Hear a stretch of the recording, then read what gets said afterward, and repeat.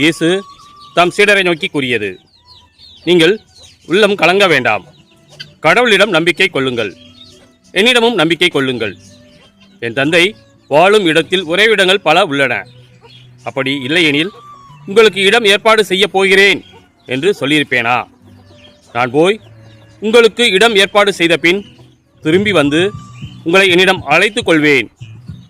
அப்போது நான் இருக்கும் இடத்திலேயே நீங்களும் இருப்பீர்கள்.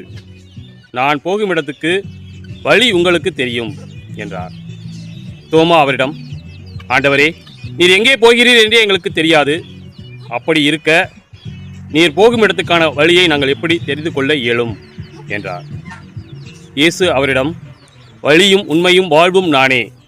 என் வழியாய் அன்றி எவரும் தந்தையிடம் வருவதில்லை.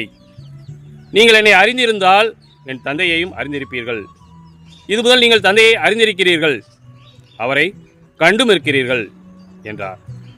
அப்போது பிலிப்பு அவரிடம், ஆண்டவரே, தந்தையை எங்களுக்கு காட்டும், அதுவே போதும் என்றார்.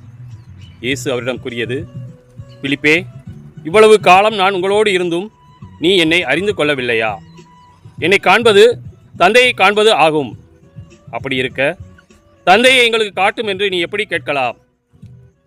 நான் தந்தையினுள்ளும் தந்தை என்னுள்ளும் இருப்பதை நீ நம்புவதில்லையா?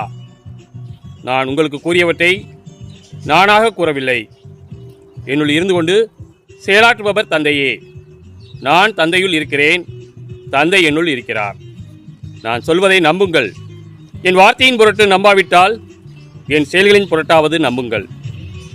நான் செய்யும் செயல்களை என்னிடம் நம்பிக்கை கொள்பவரும் செய்வார். ஏன், அவற்றை விட பெரியவற்றையும் செய்வார். ஏனெனில் நான் தந்தையிடம் போகிறேன் என உறுதியாக உங்களுக்கு சொல்கிறேன்.